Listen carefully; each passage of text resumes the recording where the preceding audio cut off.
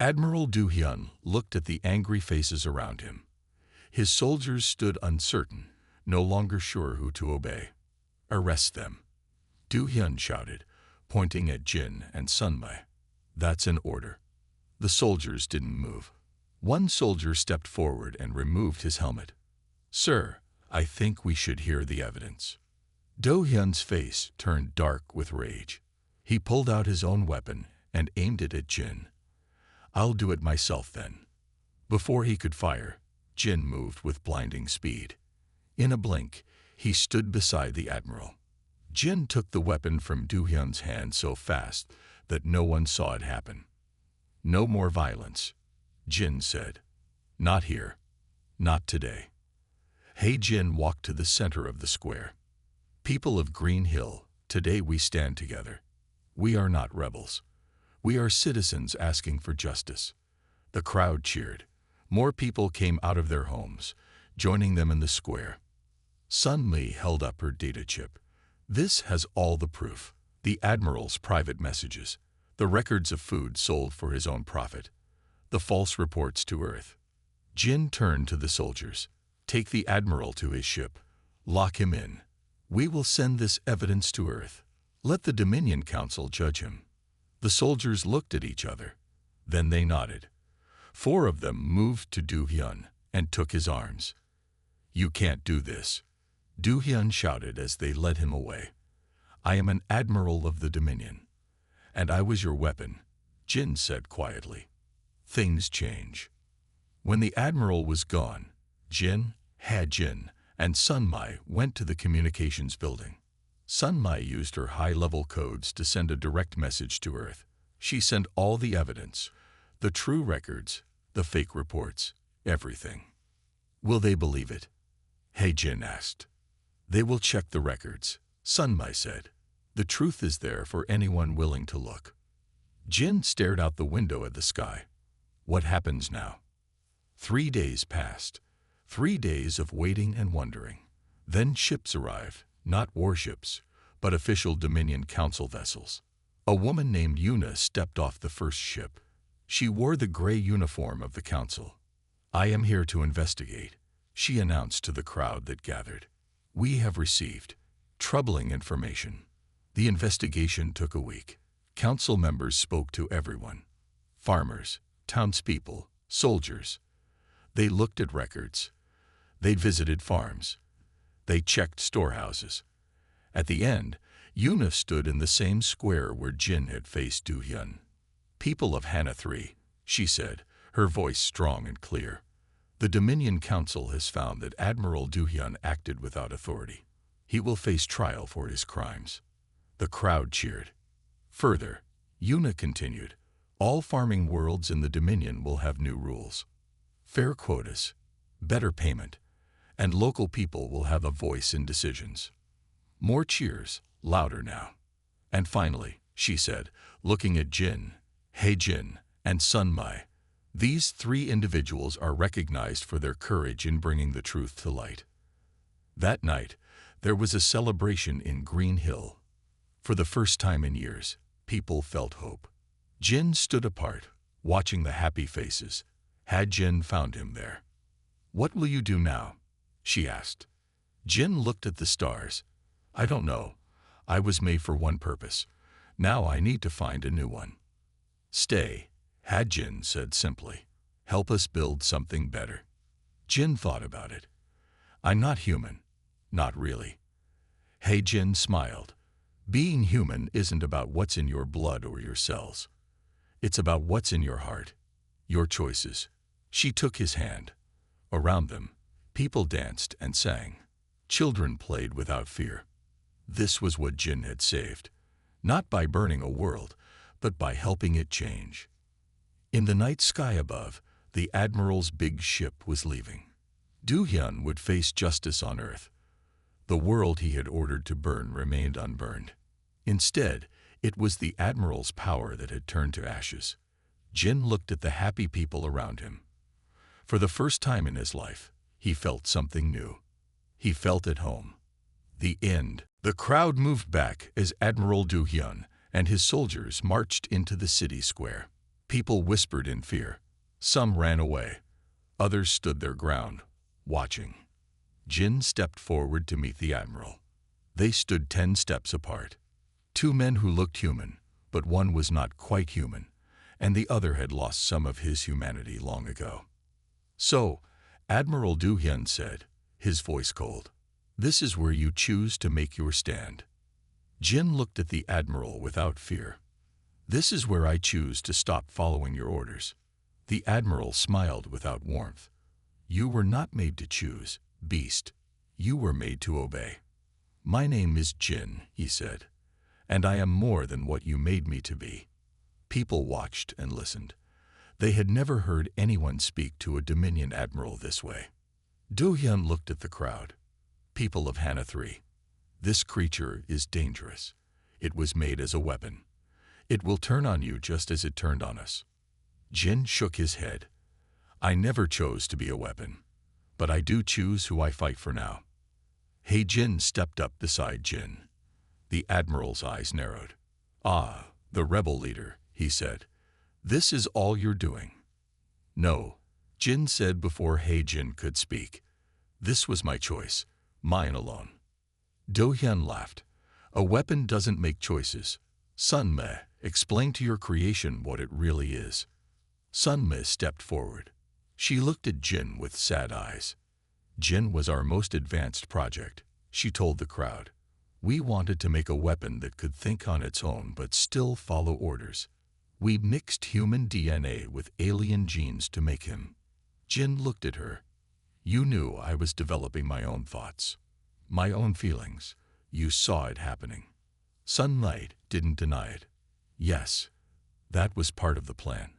A weapon that could plan and adapt."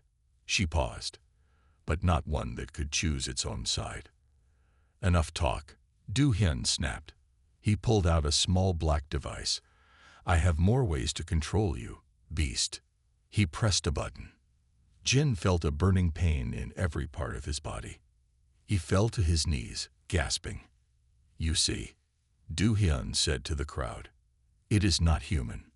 It is a thing we made, a thing we control." Through the pain, Jin saw Ha-jin try to help him.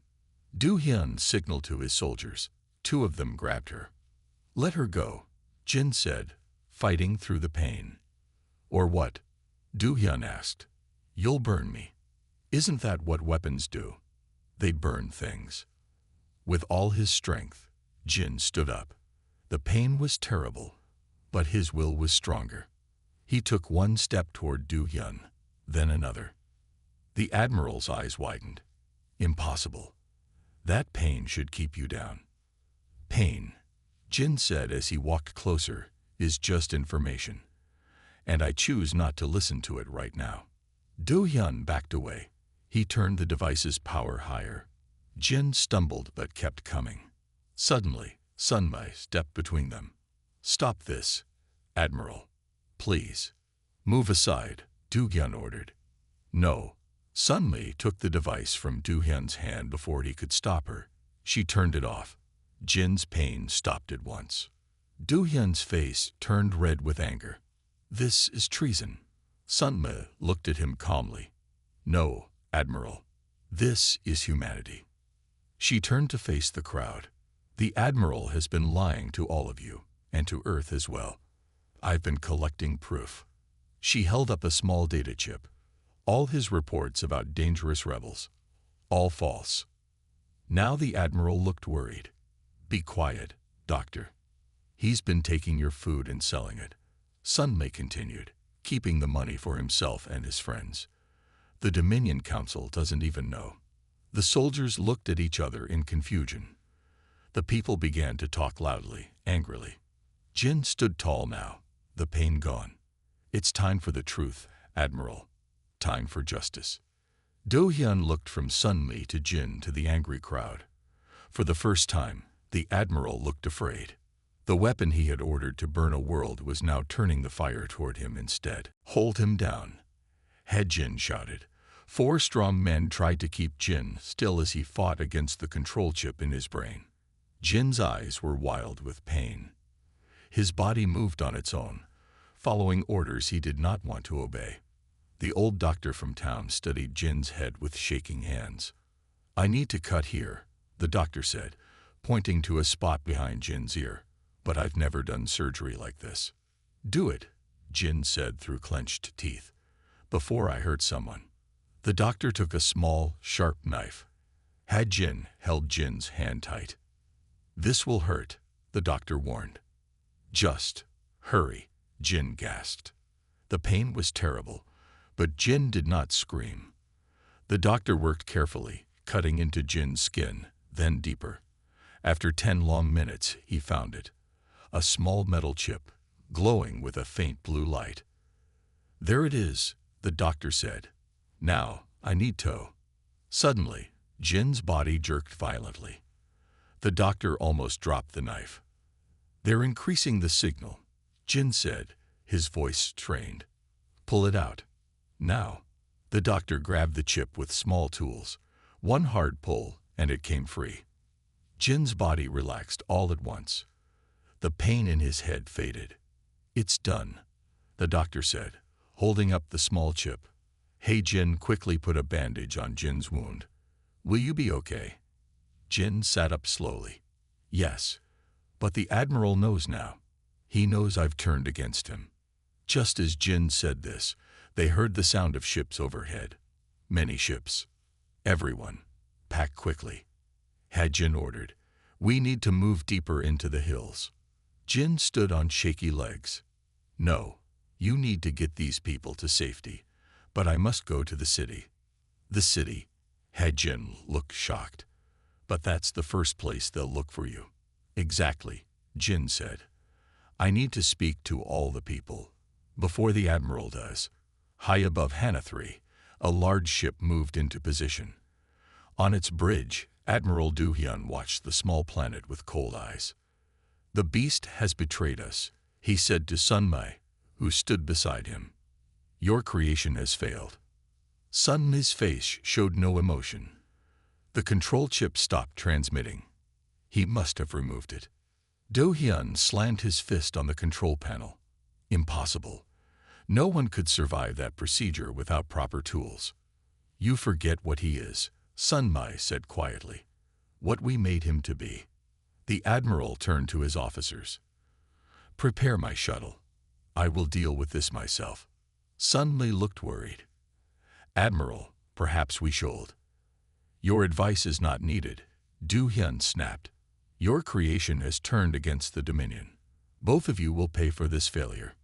In the city center of Green Hill, Jin stood on a platform. Hundreds of people gathered to listen. Word had spread quickly about the Dominion ships arriving. "The Admiral is coming," Jin told the crowd. "He will tell you that I am a danger, that you should turn me in." The crowd murmured. Many looked afraid. "But you need to know the truth," Jin continued.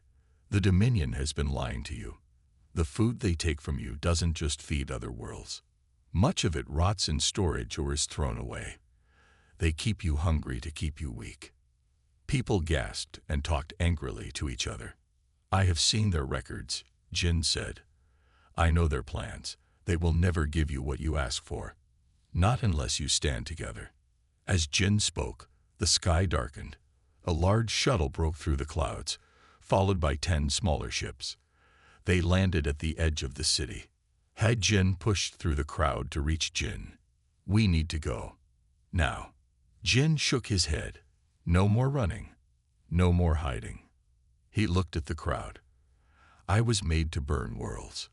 But today, I choose to save one." Soldiers in black uniforms marched into the city. At their head walked Admiral Do-hyun, his face like stone. Behind him came Sun-mi, looking around nervously. The time for hiding was over.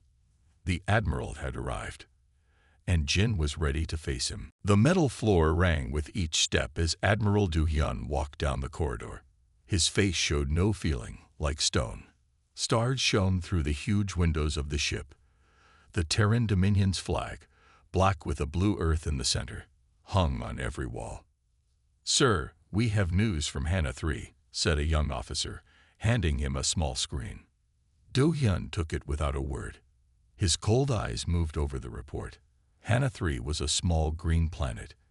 Its farms fed many worlds in the Dominion. The people there were unhappy. They wanted more food for themselves. They wanted to speak out. Some called it a rebellion. Do-hyun had seen many rebellions in his 30 years as an admiral. He had ended them all. The Dominion needed order. Order meant humans would live. Disorder meant they might die. "Bring me Sunmi," he said. The officer nodded and left quickly. Do-hyun went to the large window. Below, the planet Hannah 3 looked peaceful. Blue oceans, green lands, white clouds. But he knew better. Trouble was growing there, like a weed. And weeds needed to be pulled out by the root. 10 minutes later, the door opened. Sunmi walked in. Her white coat showed she was not a soldier but a scientist. Her hair was tied back neatly. Her eyes were sharp and smart. "Admiral," she said with a small bow. "Dr. Sunmi," he replied. "Your creation is needed again." Sunmi's face showed worry for a second, then went back to looking calm. "The beast has just returned from the Orion mission. He needs rest." "The Dominion does not rest," Do-hyun said flatly, "and neither do its weapons." Sunmi did not argue. No one argued with Admiral Do-hyun. His record spoke for itself. 23 rebellions crushed, 42 worlds brought under Dominion control.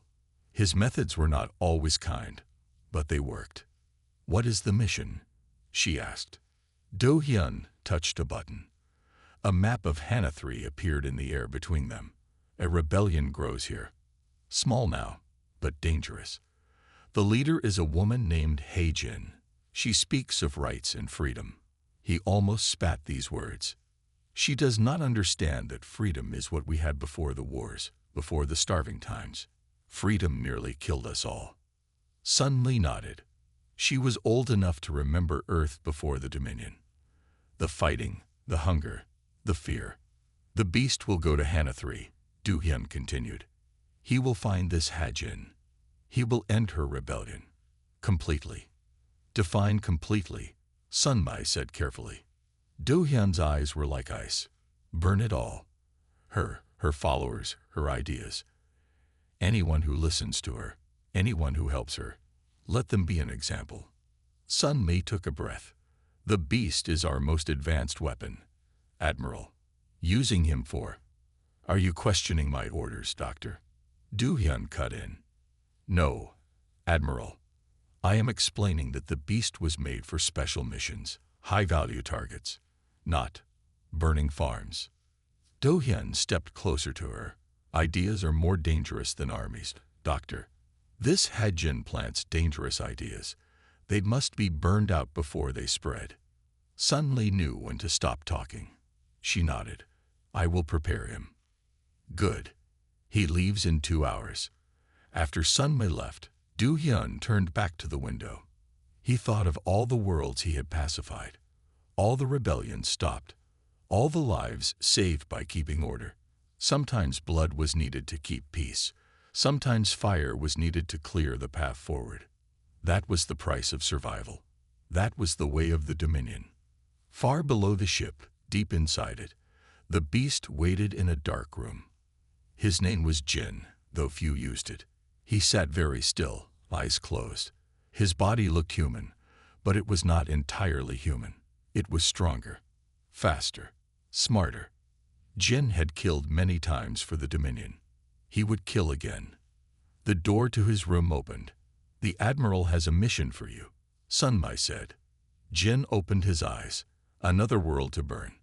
Another order to follow. But this time would be different. Neither Jin nor his makers knew it yet, but everything was about to change. The small ship landed in the night. No lights, no sound. It touched down in a field far from the main city of Hannah 3. The door opened, and Jin stepped out. He looked like any other man. That was part of his design. He could blend in. His black uniform was simple, the kind worn by low-ranked Dominion officers. No one would look twice at him. But Jin was not a man. Not really.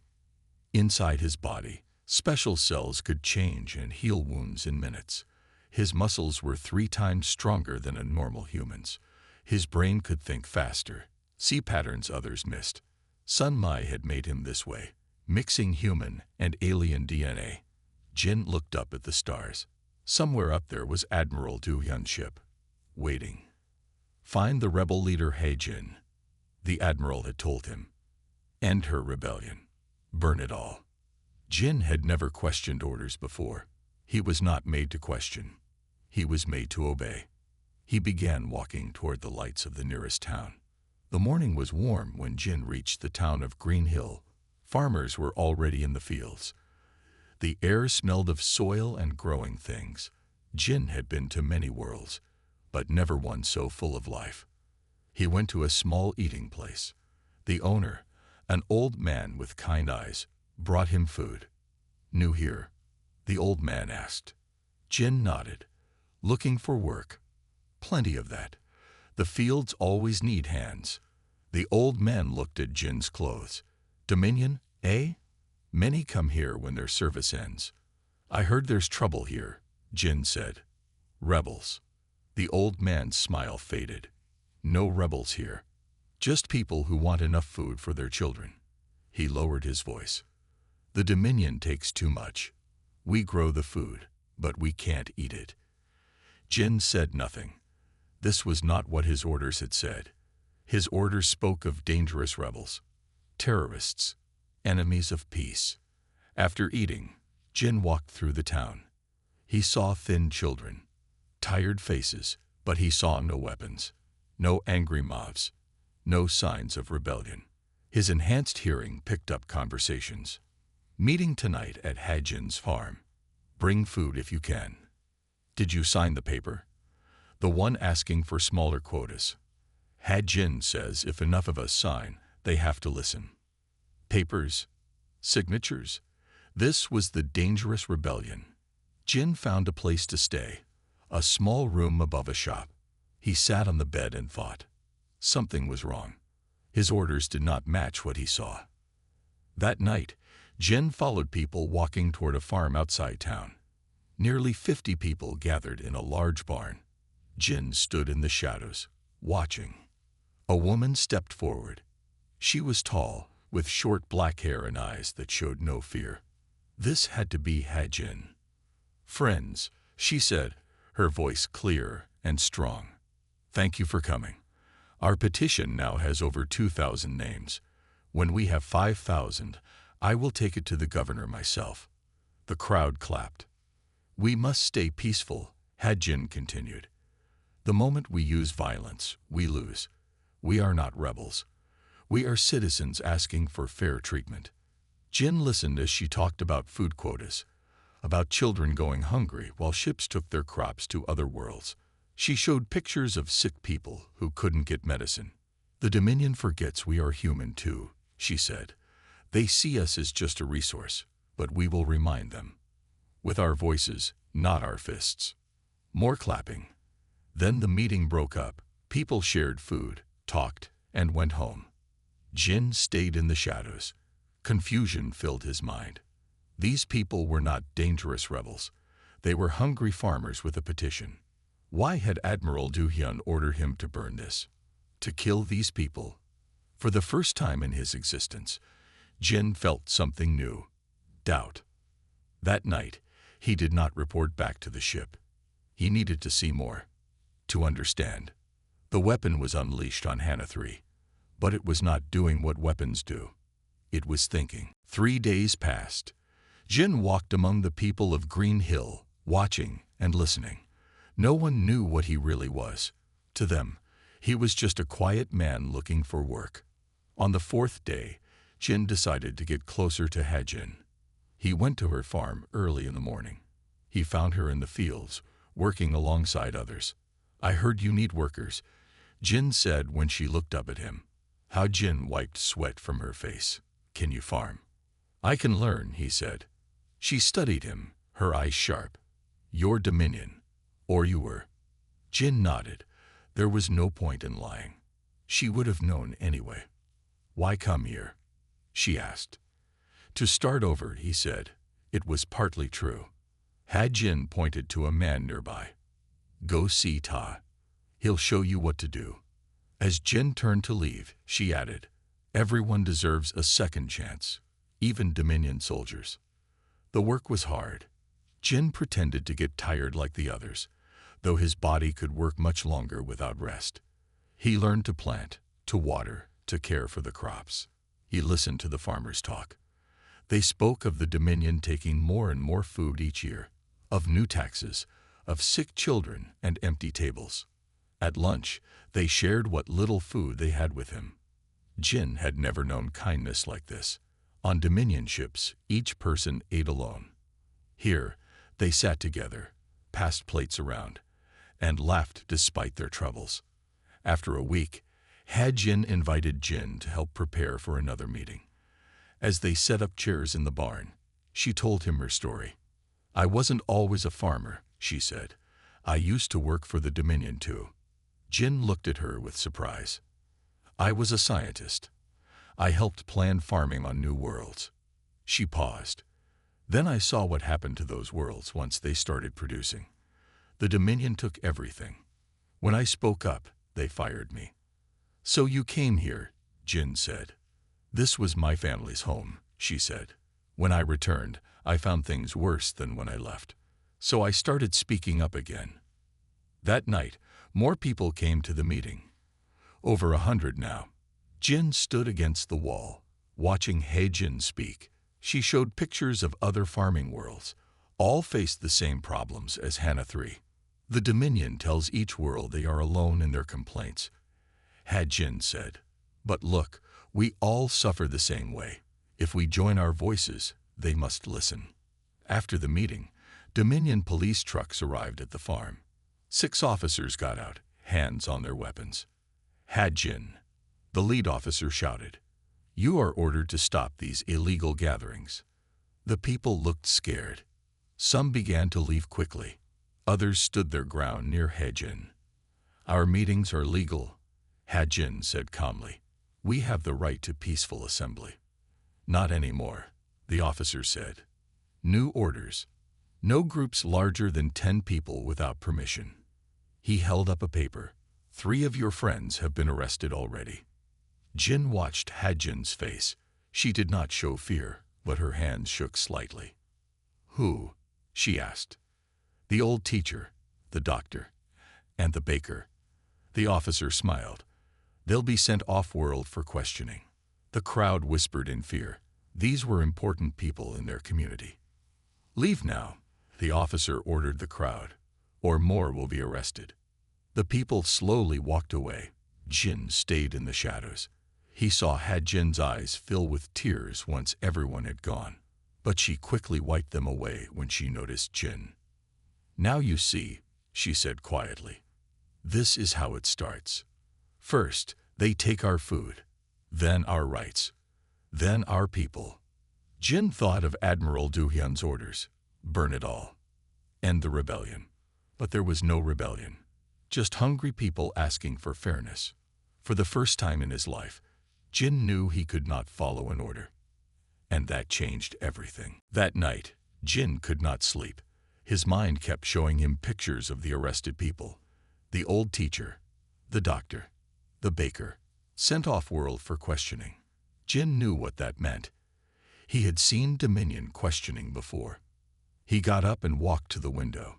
The 3 moons of Hannah 3 shone brightly. In their light, he could see the fields stretching far away. Fields that fed other worlds while this one went hungry. Jin made a decision. The next morning, he found Jin in the barn, looking at a map. We need to get them back, Jin said. Jin looked up in surprise. The people they took, that's impossible. No, Jin said. It's not. Jin studied his face. Who are you really? Jin took a deep breath. Someone who was sent to stop you. But now, I want to help you. Jin stepped back. Her hand moved toward a tool on the table. A sharp one. Dominion spy, she asked, her voice hard. Worse, Jin said. I was sent to end your rebellion. To burn it all. There is no rebellion, she said. I know that now. Jin looked at her directly. That's why I'm here. Your friends will be at the spaceport tonight. Then they'll be taken up to the big ship. How do you know this? Jin didn't answer. Instead, he picked up a heavy metal bar from a farm machine. Without effort, he bent it in half. Jin's eyes went wide. What are you? Something the Dominion made, Jin said. Something they control, or did control. Jin didn't run. She didn't scream. She just asked, why help us now? Because you are right, Jin said simply. And they are wrong. That night, 5 people met behind Jin's barn. Jin, Jin, and 3 trusted friends from the town. Jin told them his plan. The spaceport has 12 guards. The prisoners will be moved at midnight from the jail to the small ship. We have one chance. But how can 5 of us fight 12 armed guards? Asked one man. Jin looked at him. You won't fight. I will. The spaceport was small. Just one landing pad and a few buildings. In the darkness, Jin moved like a shadow. The others waited in a farm truck nearby. The prison transport arrived on time. Jin watched from behind a fuel tank as 3 people were led out in chains. They looked tired and hurt. Jin had fought many battles for the Dominion. But this was the first time he chose the battle himself. He moved fast, faster than human eyes could follow. The first 4 guards went down before they knew he was there. The others turned, weapons ready, but Jin was already among them. He did not kill. He did not need to. He broke weapons, not bodies.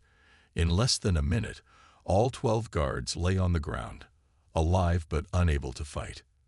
The chained prisoners stared in shock. Jin sent me, Jin said as he broke their chains with his bare hands. They ran to the waiting truck. As they drove away, one guard managed to call for help on his radio. They'll come after us, Jin said as they sped through the night. Yes, Jin agreed. They will. Back at the farm, the rescued people were welcomed with tears and hugs. Jin stood apart, watching. He had never seen such joy, such care between people. What happens now? Jin asked, coming to stand beside him. Now the Dominion will know I've turned against them, Jin said. They'll send more. Not just guards next time. Soldiers, ships. Because of us. Because of 3 people. Jin shook his head. Because of me. I was their weapon. Now I'm not. What are you now? Jin asked softly. Jin looked at the stars. Admiral Do-hyun was up there somewhere, waiting for news that the rebellion was burned away. I don't know yet, Jin said. But I'm making my own choices now. For the first time, Jin felt something strange in his chest. It took him a moment to recognize it. Freedom. On the big ship above Hana 3, Admiral Do-hyun waited. It had been 2 weeks since Jin landed. 2 weeks with no word. Something is wrong, he said to Sunmei. The beast has never taken this long before. Sunmei looked worried. Perhaps the rebellion is bigger than we thought. Or perhaps your creation has failed, Do-hyun said coldly. The admiral turned to a young officer. Send a scout ship. I want to know what's happening down there. On Hana 3, Jin and Jin were hiding in a cave in the hills. After the rescue, they knew it wasn't safe to stay at the farm. 20 people were with them now, those who had spoken out the most against the Dominion. We can't hide forever, Jin said as they sat around a small fire. No, Jin agreed, but we need time to plan. Jin had been having strange dreams. In them, he saw himself being made in Sunmi's lab. He felt the pain again, the changing of his body, the putting in of new parts. He remembered the tests they did on him, the training, the killing. He woke from one such dream sweating and shaking. Jin was there, her hand on his arm. You were shouting, she said. I remembered things, Jin said. Things they made me do. Jin didn't ask for details. She just sat with him until his breathing slowed. What did they do to make you? she asked finally. They mixed human cells with alien DNA, Jin said. They made me stronger, faster. They taught me to follow orders without question. But you questioned, Jin said. Jin looked at her. Yes, and I don't know why. The next day, they saw the scout ship fly over the hills. It circled the area 3 times before leaving. They're looking for us, Jin said. No, Jin corrected. They're looking for me. That night, Jin made a hard choice. He took Jin aside. I need to send a message to the Admiral's ship, he said. Jin's eyes widened. You want to tell them where we are? No, I want to buy us time. Jin explained his plan. I'll tell them the rebellion is bigger than they thought, that I need more time to find all the leaders. Will they believe you? They think I can't lie to them. Jin said. They're wrong. Using parts from old farm machines, Jin built a small radio that could reach the ship. He sent his message. Large organized resistance, at least 500 members, hidden bases in hills. Request more time to locate all leaders before taking action. The reply came quickly. Continue mission. Report again in 3 days. Jin turned off the radio and looked at Jin. It worked. We have 3 days. But that night, Jin felt a sharp pain in his head. Then another. He fell to his knees, holding his head. Jin. Jin ran to him. What's wrong? Jin couldn't speak. The pain was too great. Images flashed in his mind. Sun Mai in her lab, holding something small and shining, putting it inside his brain. Control chip, he managed to say between waves of pain. There, activating it. Jin called for help. They carried Jin deeper into the cave, but the pain followed him. His body began to twitch, not under his control. Fight it. Jin urged. You can fight it. Jin felt his body trying to stand, trying to walk back to the ship as ordered, but he forced himself to stay down. Need to remove it, he gasped. The chip. In my head. Jin looked scared. We can't do brain surgery here. Have to, Jin said, or I'll hurt you all. Won't be able to stop myself. The pain grew worse. Jin felt his own hands move against his will, reaching for Jin's throat. With all his strength, he pulled them back. Please, he begged. Help me. In Jin's mind, Admiral Du-hyun's voice was clear. Burn them all. Burn them all.